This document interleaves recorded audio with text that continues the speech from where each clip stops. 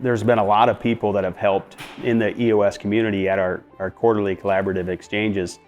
Because you get into this thing, you get a few clients, you hit a ceiling, you got to break through the ceiling. You start to get a little bit, you feel like maybe it's harder than it should be. And Mike Payton was going to come to town and give us a talk at the Prairie Family Business Association. And I was kind of keying in on that as a golden opportunity to help spread the word with EOS, because in South Dakota, I was the only EOS implementer for a number of years.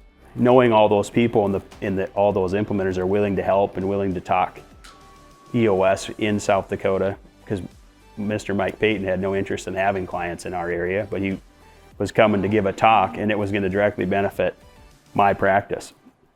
And it did.